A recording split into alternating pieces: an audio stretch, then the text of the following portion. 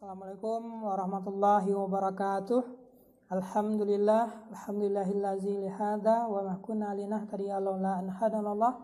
Asyhadu an la ilaha illallah wahdahu la syarikalah wa asyhadu anna Muhammadan abduhu wa rasuluh la nabiyya ba'da amma ba'du.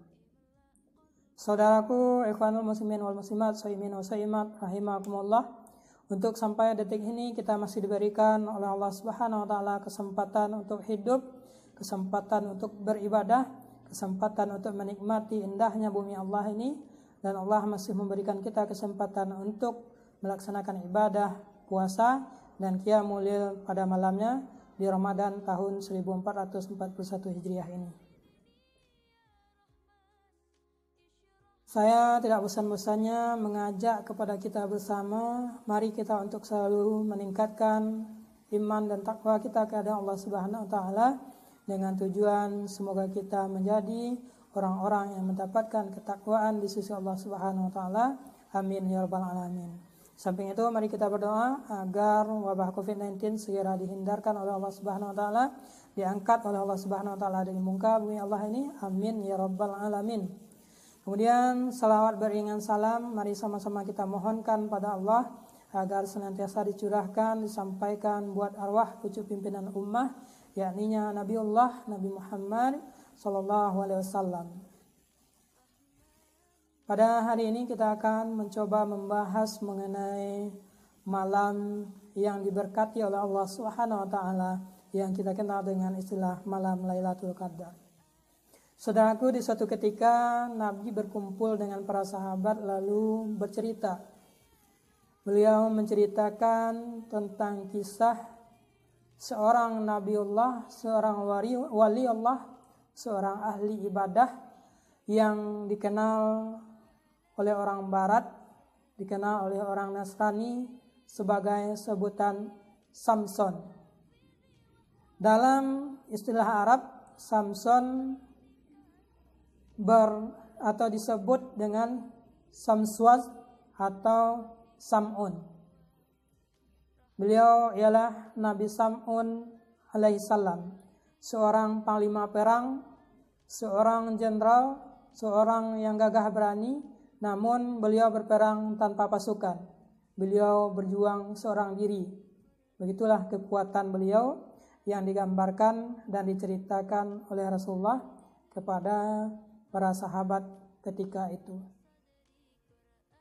Beliau mampu menaklukkan kerajaan-kerajaan yang kuat di Eropa pada saat itu, sehingga keberadaan beliau sangat ditakuti oleh para kaum kafir yang hidup pada zaman itu, sehingga kaum kafir berinisiatif bagaimana untuk cara membunuh si Samson atau Nabi Sam'un ini. Maka dibujuklah istri beliau untuk mengikat Nabi Sam'un ini.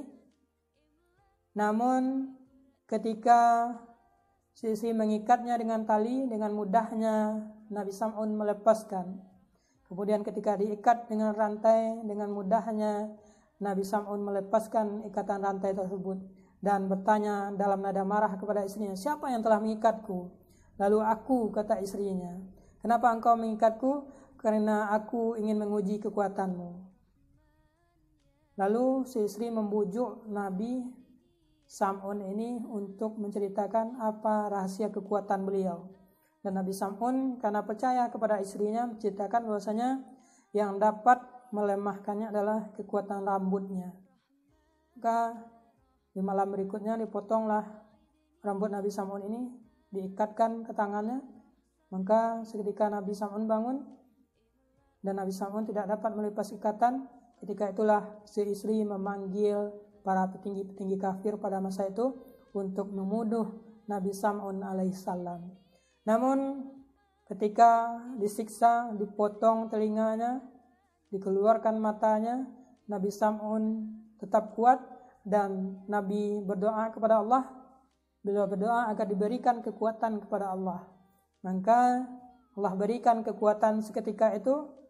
Lalu dia meregangkan tangannya. Dengan diregangnya tangannya dia, maka runtuhlah tiang-tiang kerajaan orang-orang kafir itu, sehingga seluruh orang kafir itu meninggal termasuk istri Nabi Sam'un alaihissalam. Maka semua alat indera Nabi Sam'un yang sudah dipotong-potong dikeluarkan oleh kaum kafir tadi dikembalikan oleh Allah Subhanahu wa taala. Ketika itu Nabi Sam'un berjanji untuk beribadah sebanyak 1000 bulan kepada Allah Subhanahu wa taala untuk menebus segala dosanya yang dia sengaja ataupun tidak. Maka sampai disitulah Nabi menceritakan kisah Nabi Sam'un. Saat di akhir menceritakan kisah Nabi Sam'un itu, maka turunlah firman Allah, kalamullah, yaitunya surat Al-Qadar. Inna anzalnahu fi lailatul qadr wa ma adraka ma lailatul qadr. Lailatul qadri khairum min alfi syahr. Tanazalul malaikatu waruhu fiha biizni rabbihim min kulli am. Salamun hiya hatta matla'il fajr. Kata Allah, sesungguhnya kami telah menurunkan Al-Quran pada malam kemuliaan. Dan tahukah kamu apakah malam kemuliaan itu? Kata Allah, maka malam kemuliaan itu lebih baik dari 1000 bulan. Pada malam itu diturunkan malaikat-malaikat dan malaikat Jibril dengan izin Allah untuk mengatur segala urusan. Malam itu adalah malam yang penuh kesejahteraan sampai terbitnya fajar. Nah, ini mengisahkan, ayat ini mengisahkan bahwasanya ada malam kemuliaan yang diberikan kepada umat Nabi Muhammad, sebagaimana Allah memberikan kemuliaan amalan kepada Nabi Sam'un alaihissalam di 1000 bulan juga. Maka menurut para ulama, jatuhnya atau datangnya bulan-bulan Lailatul Qadar itu, malam-malam Lailatul Qadar itu adalah ketika malam-malam ganjil di separuh terakhir atau di 10 terakhir bulan Ramadan. Maka itu mari kita berlomba-lomba untuk mendapatkan malam yang maha mulia ini, yang lebih mulia dari 1000 bulan ini, dengan cara memperbanyak amalan ibadah kita di sisi Allah Subhanahu wa taala, utamanya ibadah qiyamul lail dan zikir pada malam harinya di sisi Allah Subhanahu wa taala, memperbanyak i'tikaf, mendekatkan diri kepada Allah, baik di rumah atau karena kita sedang pandemi, kita laksanakan sebagai ganti pelaksanaan i'tikaf kita di masjid dengan menggantinya di rumah masing-masing. Semoga kita mendapatkan kemuliaan malam Lailatul Qadar ini. Amin ya rabbal alamin. Sekian, terima kasih atas segala perhatiannya. Nun wal qalami wa ma yasturun. Assalamualaikum warahmatullahi wabarakatuh.